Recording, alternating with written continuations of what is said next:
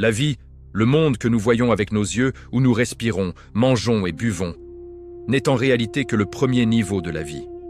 Selon les savants islamiques, il existe 4 niveaux supplémentaires. Certaines personnes, bien qu'elles semblent avoir quitté ce monde, vivent en réalité comme nous. Elles mangent, boivent, marchent, rendent visite aux gens dans une vie libérée des limites du temps et de l'espace. Parfois, elles apparaissent devant vos yeux. Peut-être passent-elles à côté de vous. Peut-être vous rendent-elles visite en rêve. Le Coran mentionne cette vérité mystérieuse à propos de ceux qui sont au niveau des shuhada en disant « Ne dis pas qu'ils sont morts, ils sont vivants ». Aujourd'hui, nous allons expliquer 2 des 3 niveaux restants à travers les histoires de 4 prophètes. Nous commençons la série sur les niveaux métaphysiques de la vie. N'oubliez pas de vous abonner à notre chaîne et de liker la vidéo pour ne pas manquer la suite de ces vérités extraordinaires que vous entendez peut-être pour la première fois. Si vous êtes prêts, prenez une profonde inspiration et commençons ce voyage mystérieux. Commençons maintenant par le premier prophète qui est encore vivant, Idris alayhi salam, également connu sous le nom de prophète Enoch. Dans la Bible et la Torah, il est appelé Enoch. Ce prophète extraordinaire, Idris, était un descendant de la 5e génération du prophète Adam. Il a atteint des secrets très spéciaux, a appris la science des étoiles et de l'astronomie, et s'est connecté à des royaumes métaphysiques particuliers. Il a noué des liens avec les anges et a développé une amitié spéciale avec Azraël. Plus tard, il entreprendrait un voyage époustouflant dans des mondes inconnus. Avant cela, il est devenu célèbre dans l'histoire islamique comme le premier prophète à avoir utilisé un stylo et à écrire, à connaître et enseigner des sciences comme les mathématiques et l'astronomie, et à inventer les vêtements en cousant des habits cousus pour la première fois dans l'histoire de l'humanité. Selon les récits, Idris alayhi salam, dont le nom est mentionné 2 fois dans le Coran, est né dans la région de Babylone. Même avant d'avoir reçu la prophétie, il s'était consacré à l'adoration. Selon Tabari, quand Allah lui a accordé la prophétie, Adam alayhi salam avait 622 ans. Il fut envoyé comme prophète aux fils de Caïn. Il les appela à la vérité, les invita à obéir à Allah et à résister à Satan. Mais la plupart de son peuple ne l'écoutèrent pas. Il est rapporté qu'il avait environ 1000 croyants qui le suivaient. Il connaissait toutes les langues de son époque et enseignait aux gens dans leur propre langue. Il fut envoyé environ 1000 ans avant Noé alayhi salam. Allah lui révéla 30 pages, Suhuf. Idris alayhi salam passait la majeure partie de son temps à se souvenir d'Allah. Les anges l'aimaient beaucoup et lui rendaient souvent visite. Un jour, il dit à l'ange responsable du soleil « Je veux voir Azraël alayhi salam. Peux-tu lui transmettre ma demande ?» L'ange du soleil répondit « D'accord, je le rencontrerai et lui transmettrai ta demande. » Puis, il alla voir Azraël alayhi salam et lui transmit la demande. Azraël alayhi salam demanda la permission à Allah et vint voir Idris alayhi salam sous forme humaine. Il apparut à Idris alayhi salam pendant son moment d'adoration. Quand Azraël alayhi salam le vit, il le salua et dit « Ô prophète d'Allah, puis-je être ton compagnon ?» Idris alayhi salam ne réalisa pas que c'était un ange. Pensant que c'était un homme ordinaire, il dit « J'ai consacré ces 4 jours à l'adoration. J'ai laissé les gens derrière moi et personne n'a vu où j'allais. Comment m'as-tu trouvé ?» Azraël alayhi salam répondit « Ô prophète d'Allah, je suis moi aussi un serviteur d'Allah. J'ai voulu te rencontrer et adorer avec toi. Permets-moi de me joindre à toi. » Idris alayhi salam répondit « Tu ne pourras pas supporter ma compagnie. Je mange peu, bois peu, dors peu et adore continuellement. Tu ne pourras pas suivre. » Azraël alayhi salam dit « J'espère qu'Allah me donnera la force. Inch'Allah, je tiendrai. » Idris alayhi salam l'accepta et ils commencèrent à voyager ensemble. Ils passèrent une journée dans l'adoration, la gratitude et le jeûne. Le soir, en marchant, ils virent un berger sur la route. Azraël alayhi salam dit à Idris alayhi salam « Ô prophète d'Allah, nous sommes partis en voyage mais nous ne savons pas où nous passerons la nuit. Peut-être que nous ne trouverons pas de nourriture là où nous irons. Puisqu'il y a un berger ici, achetons-lui du lait. Où que nous passions la nuit, nous pourrons boire du lait pour rompre le jeûne. » Azraël alayhi salam voulait tester Idriss alayhi salam avec cela, car en tant qu'ange, il n'avait pas besoin de nourriture ni de boisson. Quand Idriss alayhi salam entendit cela, il se mit en colère et dit « Ne redis plus jamais une chose pareille. Allah garantit notre subsistance. Où que nous soyons, il nous l'envoie. Allah ne sait-il pas où nous passerons la nuit ?» Azraël alayhi salam se tut et ils continuèrent à marcher. Quand la nuit arriva, ils s'arrêtèrent à un endroit. Idriss alayhi salam avait très faim. Ils prièrent et Allah leur envoya une table de nourriture. Idriss alayhi salam dit « Viens manger ». Azraël alayhi salam répondit « Je jure par Allah qui t'a accordé la prophétie, je n'ai aucune envie de manger. » Idriss alayhi salam répondit « Alors je vais manger un peu. » Et il commença à manger, mais il commença à se méfier de cet homme, car auparavant il avait demandé du lait à cause de la faim. Mais maintenant, il ne mangeait rien. Après avoir mangé, ils se levèrent pour la prière et prièrent sans se m'arrêter jusqu'à la fin de la nuit. Idriss alayhi salam était fatigué et avait sommeil. Il regarda Azraël alayhi salam et vit qu'il n'avait ni fatigue, ni somnolence, ni faim. Toujours sans savoir que c'était Azraël, il fut surpris. Pour Azraël, une telle adoration était très facile, car il y avait dans les cieux des anges qui étaient debout en qiyam depuis avant la création du monde et qui n'avaient pas encore fait de roukou. Idriss alayhi salam dit avec étonnement « Je ne savais pas qu'il existait sur terre une personne plus forte que moi dans l'adoration. On ne me l'avait jamais dit, mais tu es plus fort que moi. » Et il rabaissa sa propre adoration.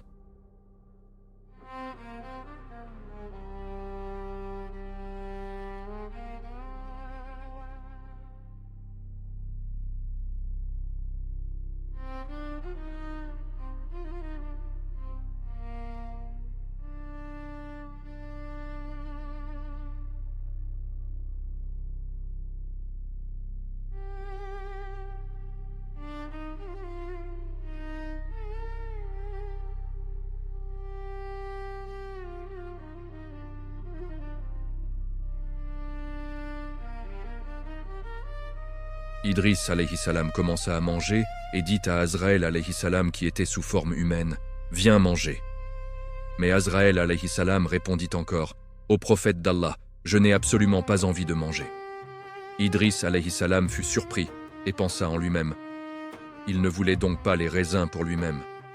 Puis il mangea et se leva pour la prière.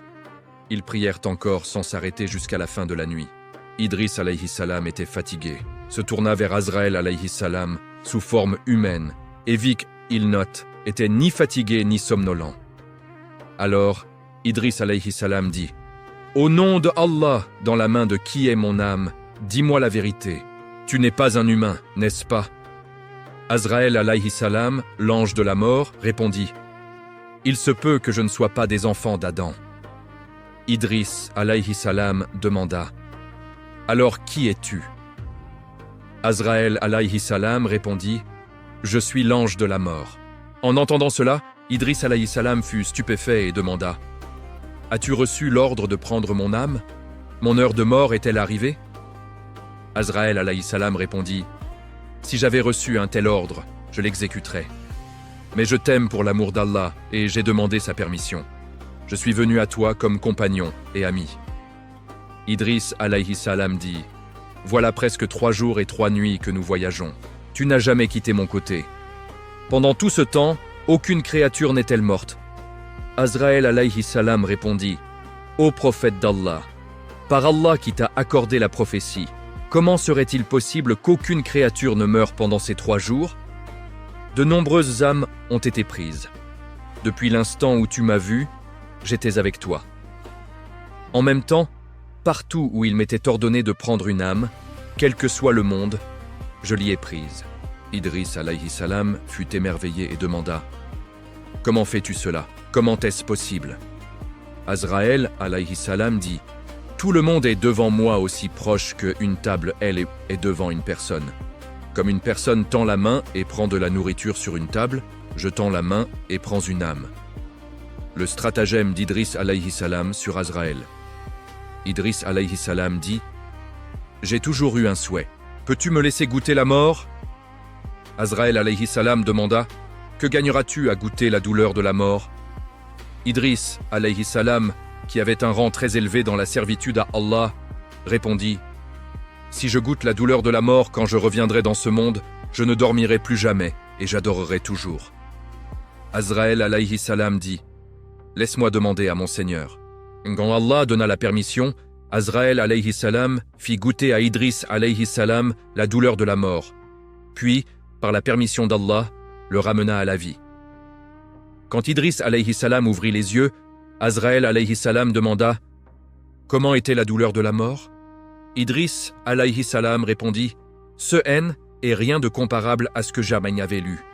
C'est un état tellement terrifiant et effrayant. » Dans les récits, Idriss alayhi salam le décrivit ainsi « Comme quand on arrache la peau d'un mouton vivant, la mort est un tel moment. » Puis Idriss alayhi salam continua « Ô ange de la mort, j'ai une autre demande. Peux-tu l'accomplir ?» Azraël alayhi salam dit « Vas-y. » Idriss alayhi salam dit « Montre-moi l'enfer. » Azraël alayhi salam répondit « D'accord, mais laisse-moi demander à mon Seigneur. » « Mais pourquoi veux-tu voir l'enfer » Idriss alayhi salam répondit « Si je vois l'enfer, mon adoration augmentera encore plus. » Puis Allah donna la permission. Quand Azraël alayhi salam amena Idriss alayhi salam à l'enfer, les gardiens de l'enfer vinrent à la porte et demandèrent « Qui êtes-vous » Azraël alayhi salam répondit « Je suis Azraël. » Les anges de l'enfer se mirent à trembler et demandèrent « Pourquoi es-tu venu avec la peur de la mort » Azraël alayhi salam dit « Allah nous a envoyés. Je suis venu avec Idriss alayhi salam. Ouvrez la porte juste un peu pour nous. » Alors les anges ouvrirent la porte seulement de la largeur d'un chat d'aiguille. À cet instant, Idriss alayhi salam s'évanouit à cause des sons terrifiants, de la chaleur ressentie, des cris et du feu à l'intérieur. Quand il se réveilla, il dit « Cet état est bien plus terrifiant que tout ce que j'avais lu ou connu. » L'entrée d'Idriss alayhi salam au paradis et son séjour là-bas. Idriss alayhi salam continua « Ô ange de la mort, j'ai encore une demande. Peux-tu l'accomplir » Azraël alayhi salam répondit encore « Vas-y. » Idriss alayhi salam demanda « Cette fois, peux-tu me montrer le paradis » Azraël alayhi salam dit « Laisse-moi demander la permission à mon Seigneur. » Quand Allah donna la permission, Azraël alayhi salam dit « Ô prophète d'Allah, bonne nouvelle, tu es déjà parmi les gens du paradis. Tu es parmi les plus honorables des prophètes. Bientôt, tu entreras de toute façon au paradis. Mais en ce moment, quel est le besoin » Idriss alayhi salam dit « C'est cela que je te demande. Je veux le voir. Que mon désir et mon ardent souhait pour le paradis grandissent encore plus. Mon Seigneur a déjà donné la permission. Allons, emmène-moi là-bas. » Ils arrivèrent donc à la porte du paradis. Azraël alayhi salam et Idriss alayhi salam saluèrent Ridwan alayhi salam, l'ange responsable des portes du paradis, ainsi que les autres anges avec lui. Les anges demandèrent « Qui êtes-vous » Azraël alayhi salam répondit « Je suis l'ange de la mort. » Les anges se mirent à trembler de peur et demandèrent « As-tu reçu un ordre concernant nous, maître » Azraël alayhi salam répondit « Non, je n'ai pas reçu d'ordre. » Le prophète d'Allah, Idriss, est arrivé. Il veut voir le paradis. Nous avons reçu la permission d'Allah. Ouvrez la porte afin qu'il puisse voir. Les anges ouvrirent la porte et Idriss alayhi salam vit le paradis. Quand il sentit sa fraîcheur, huma ses beaux parfums et vit ses rivières, son cœur s'y attacha. Il dit « Entrons et mangeons de ses fruits et buvons de son eau. Ainsi, mon désir pour le paradis grandira encore plus et j'augmenterai mon adoration. » Alors Idriss alayhi salam entra, mangea de ses fruits et but de ses rivières. Azraël alayhi salam dit « Allons, il est temps de partir, retournons. Allah t'y fera entrer de toute façon au jour du jugement avec les prophètes. Pour l'instant, cela suffit. » Mais Idriss alayhi salam accrocha à une branche d'un arbre et dit « Je ne partirai pas. Même si tu essaies, je me battrai contre toi. » Azraël alayhi salam fut surpris et dit à Allah « Ô mon Seigneur, je n'ai pas autant d'autorité. Il veut me résister. Que dois-je faire » Allah dit « Désigne un des anges comme juge entre vous et engagez un procès. Présentez tous les deux vos preuves. » Azraël alayhi salam demanda à Idriss alayhi salam, « Quelle preuve vas-tu me présenter ?» Idriss alayhi salam répondit, « J'apporterai des preuves des versets. » Il continua, « Le jugement d'Allah est que chaque âme goûtera la mort. J'y ai déjà goûté la mort, et les gens du paradis diront, « Nous ne mourrons plus jamais. Dans le monde, il n'y a qu'une seule mort et je l'ai déjà vécue. »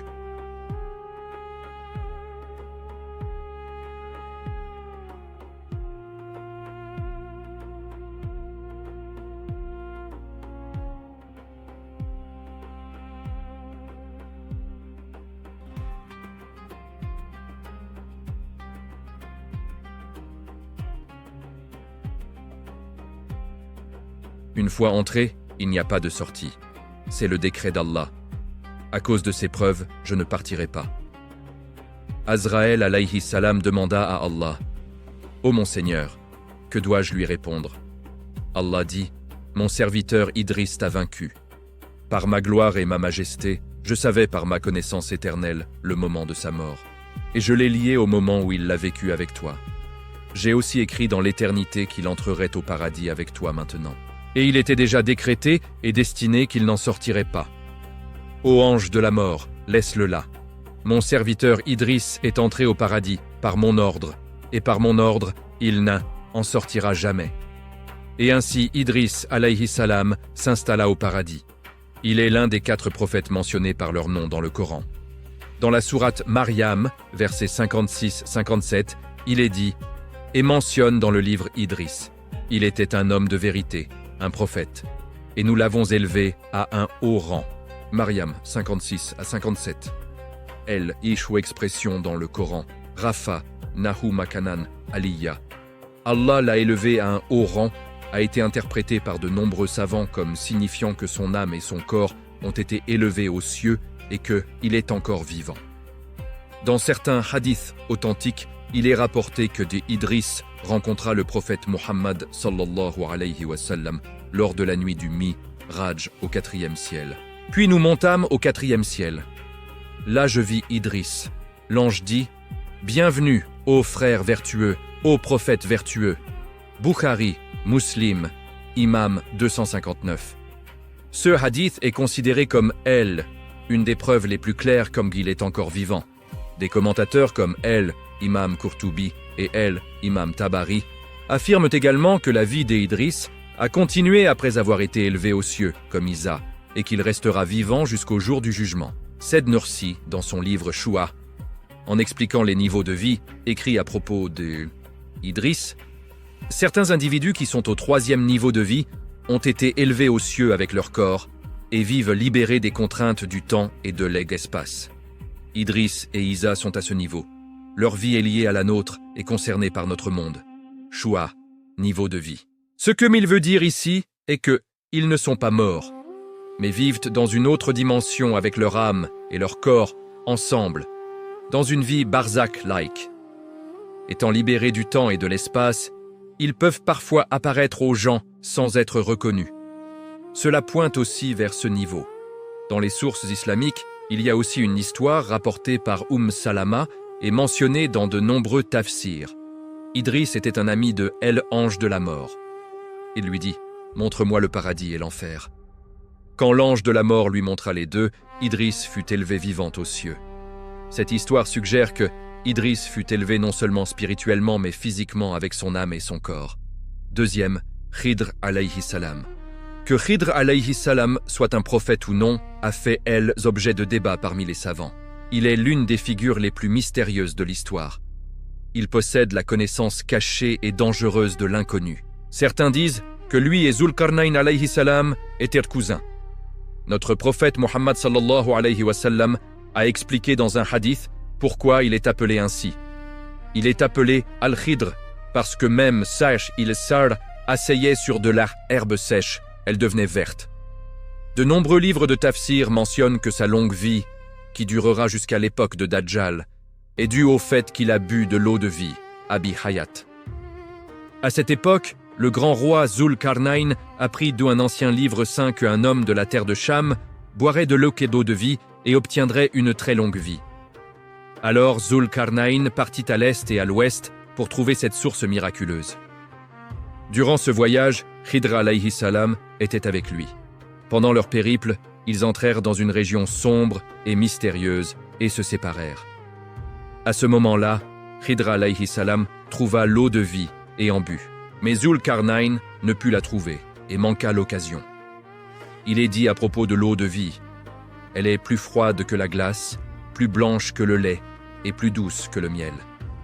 Cependant, de nombreux savants disent que cela relève plus d'une histoire ou d'un récit, car cela n'apparaît ni dans le Coran ni dans des hadiths authentiques.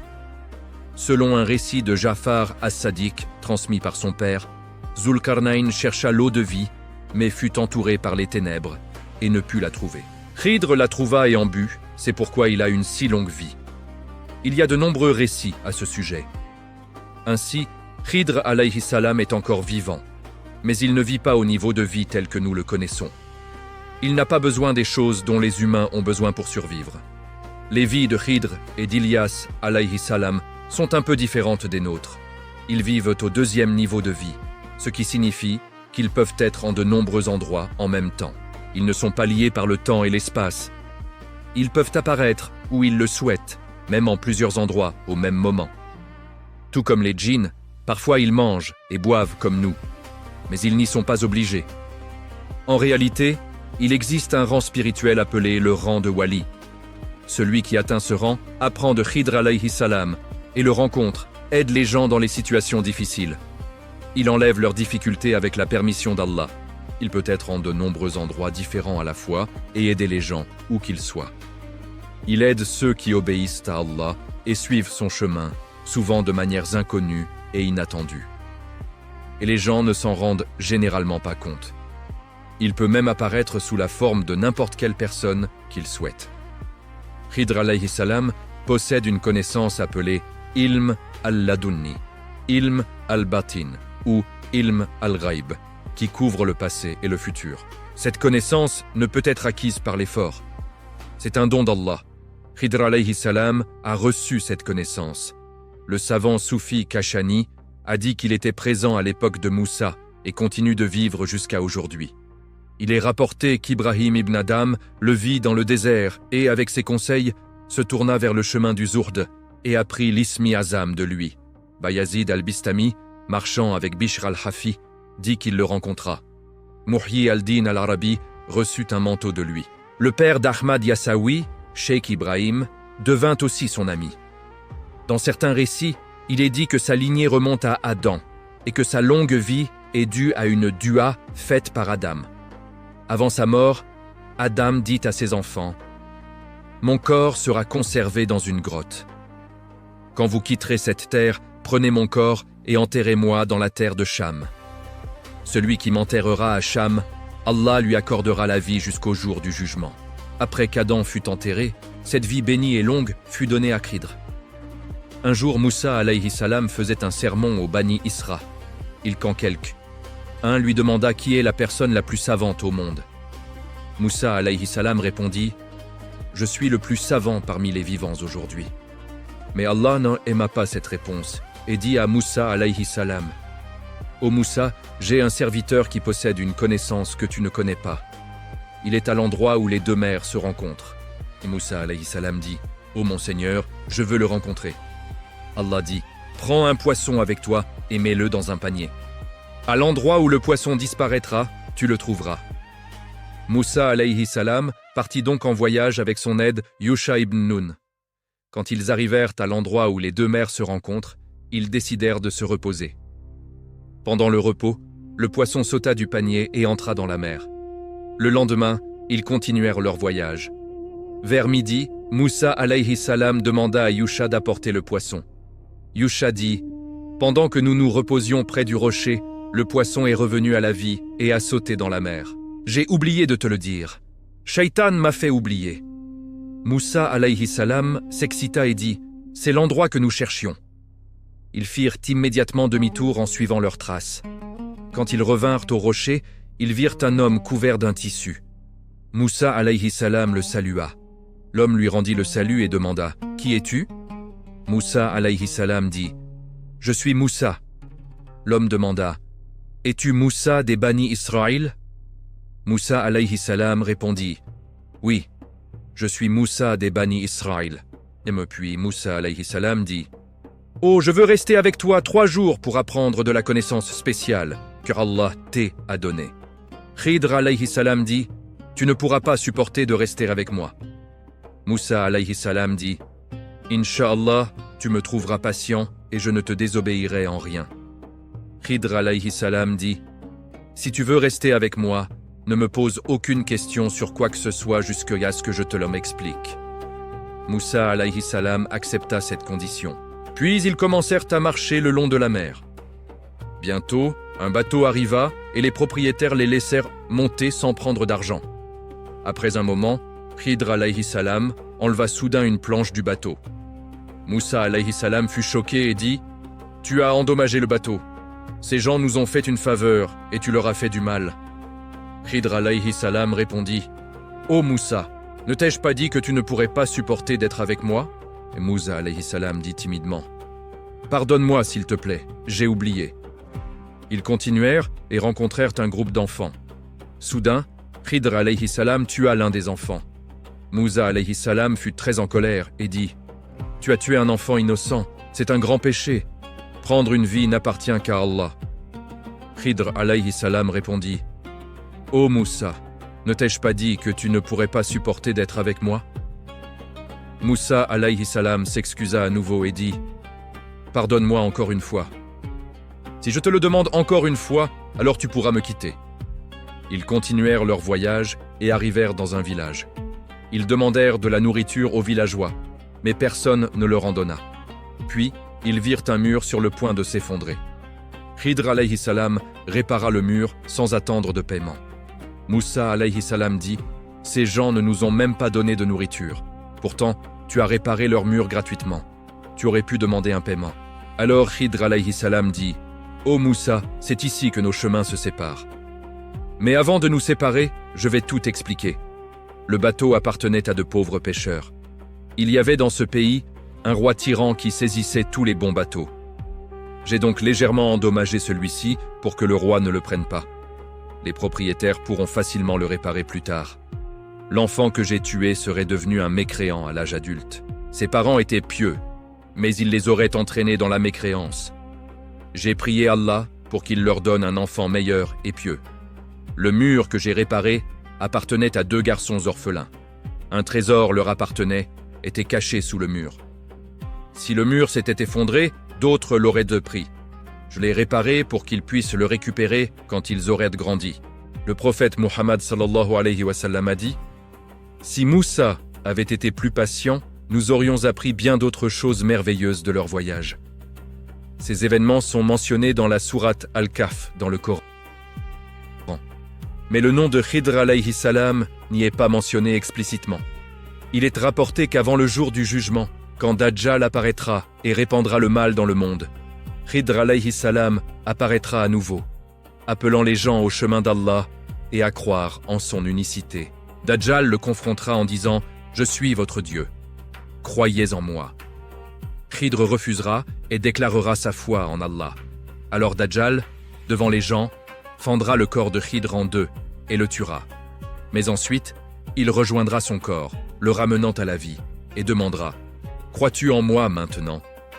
Khidr répondra « Maintenant, je suis sûr que tu es le Dajjal. » Et il est dit qu'il rendra son dernier souffle de cette manière. 3e, Isa alayhi salam. est l'autre prophète mentionné par son nom dans le Coran qui est encore vivante aujourd'hui, lui est Isa alayhi salam. Il fut envoyé comme prophète au Bani Israël. Sa mère Mariam était une femme pure et dévouée, consacrée à Allah. Comme décrit dans le Coran, un jour un ange lui apparut et lui annonça la bonne nouvelle d'un fils.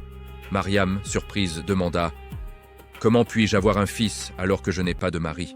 Et les anges répondit que était elle, ordre des Allah et que il crée ce qu'il veut. Mariam se retira dans un endroit éloigné et donna naissance à Isa. Elle revint ensuite auprès de son peuple avec le bébé. Les gens furent choqués de la voir avec un enfant et l'accusèrent. Mariam ne parla pas mais désigna le bébé.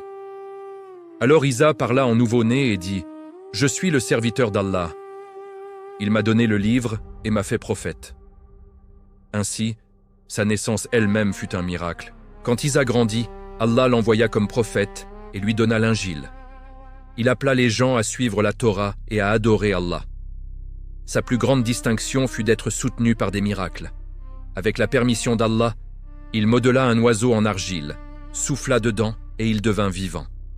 Il guérit les aveugles et les lépreux, ressuscita les morts et informa les gens de ce qu'ils mangeaient et de ce qu'ils cachaient dans leur maison. Les Bani Israël essayèrent de tuer Isa alayhi salam, mais Allah le protégea par sa puissance divine. Au lieu de les laisser lui faire du mal, Allah l'éleva vivant aux cieux. Le Coran et les hadiths authentiques affirment clairement que Isa alayhi salam n'est pas mort et reviendra sur terre avant le jour du jugement. Selon les récits, il descendra à l'aube près du minaret blanc à Damas. 2 anges descendront avec lui. Quand il reviendra sur terre, il tuera le Dajjal, se mariera, aura des enfants, puis décédera naturellement et sera enterré à côté du prophète Mohammed sallallahu alayhi wa sallam dans le cimetière de Jannat al-Baqi. La partie la plus frappante de cette histoire est qu'Allah a élevé Isa vivant aux cieux. Selon les sources historiques, le gouverneur de Jérusalem à cette époque décida d'exécuter Isa sur suggestion des Juifs. Quand ils mirent leur plan à exécution, Jibril dit à Isa d'aller dans une certaine pièce. Il y avait une fenêtre dans cette pièce. Dès qu'Isa y entra, Jibril l'éleva aux cieux par la fenêtre. À cette époque, Isa n'avait que 33 ans. Dans le Coran, Allah dit « Ils dirent, nous avons tué le Messie, Isa, fils de Mariam, le messager d'Allah. Mais ils ne l'ont ni tué ni crucifié, mais cela leur est apparu ainsi. Ceux qui divergent à son sujet sont dans le doute, n'ayant aucune connaissance, ne suivant que la conjecture. Ils ne l'ont certainement pas tué. Au contraire, Allah l'a élevé vers lui. Allah est tout-puissant, sage. Sourate An-Nisa, 157 à 158. Allah fit ressembler quelqu'un d'autre à Isa, et les Juifs, confus, capturèrent et crucifièrent cet homme en pensant que c'était Isa. À cette époque, 3 opinions différentes surgirent parmi les gens à son sujet. Un groupe disait qu'il était Dieu. Un groupe disait qu'il était le fils de Dieu. Un 3e groupe disait qu'il était le serviteur et messager d'Allah. Malheureusement, avec le temps et sous l'influence de la Rome païenne, les 2 premiers groupes l'emportèrent sur le 3e. En l'an 325 de notre ère, l'affirmation qu'il était le fils de Dieu fut officiellement adoptée par l'Église. Et toutes les autres vues furent déclarées hérétiques. Ainsi, selon l'islam, la religion fut altérée et changée par rapport à la forme originellement révélée par Allah. Nous, en tant que musulmans, croyons que quand Isa descendra en tant que Messie, il restaurera le vrai message et ramènera le christianisme à son essence islamique originelle. Ceux qui croient qu'il a été tué ou crucifié sont allés contre l'islam et sont tombés dans la mécréance. Il attend encore le moment où il descendra des cieux en tant que Messie. Quand le moment viendra, il reviendra sur terre. 4e, Ilyas alayhi salam. Selon la littérature islamique, un autre prophète qui est encore vivant est Ilyas alayhi salam. Son nom est mentionné 2 fois dans le Coran. Ilyas était un descendant de Haroun. L'époque où vivait Ilyas fut l'une des périodes les plus sombres des Bani Israël. Les Israélites vivaient sur les terres des Cananéens et commencèrent à adorer un faux dieu appelé Baal, influencé par les croyances païennes cananéennes.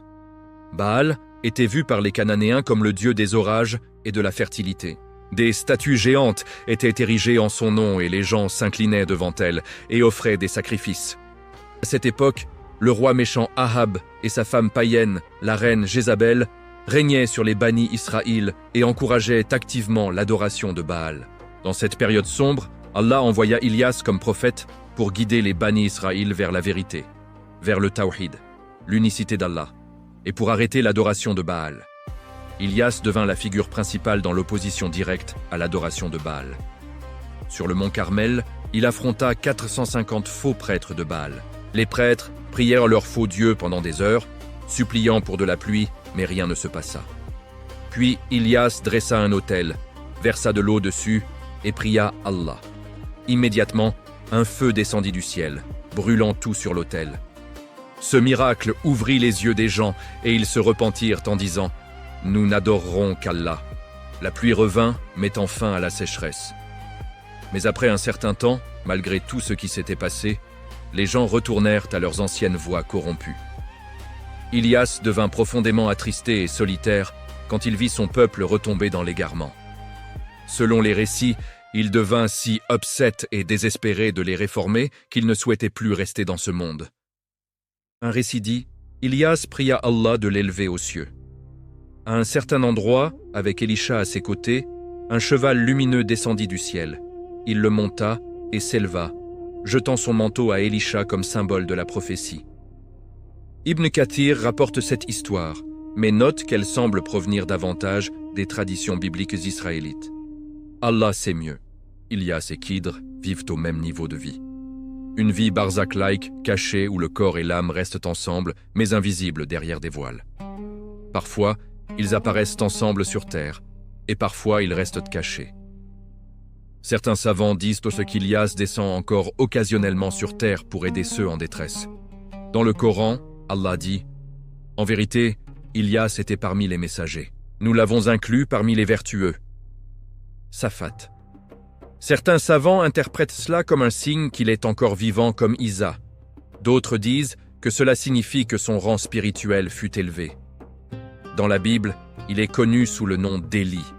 Un récit d'Anas ibn Malik dit « Un jour, alors que nous voyagions dans le désert avec le prophète sallallahu alayhi wa sallam, nous entendîmes une voix disant « Ô mon Seigneur, inclus-moi parmi l'umma de Muhammad sallallahu alayhi wa sallam. » Le prophète dit « Ô Anas, va voir qui c'est. » Je grimpais une colline et vis un vieil homme en vêtements blancs en train d'adorer. Il me demanda « Es-tu un compagnon de Muhammad sallallahu alayhi wa sallam ?» Je dis « Oui. » Il me dit « Transmets-lui mes salutations et dis-lui qu'Ilyas veut le rencontrer. » Je revins et transmis le message. Le prophète me prit avec lui pour rencontrer Ilyas. Ils parlèrent un moment. Pendant leur conversation, une table de nourriture descendit du ciel. Le prophète m'appela et nous mangeâmes ensemble. Après le repas, un cheval lumineux descendit. Ilyas le monta et s'éleva au ciel. Le livre des rois de la Bible mentionne aussi la reine Jézabel comme celle qui promut l'adoration de Baal. Ilyas appela son peuple à abandonner les idoles et à revenir à l'adoration d'Allah, mais ils le rejetèrent et complotèrent même pour le tuer. Allah, cependant, déjoua leur plan maléfique et éleva Ilyas aux cieux alors qu'il était encore vivant. Nous continuerons cette série de vidéos. N'oubliez pas de vous abonner à notre chaîne, d'activer la cloche de notification et de partager vos pensées dans les commentaires. Likez la vidéo et soutenez-nous de cette façon. Qu'Allah vous protège. Assalamu alaikum.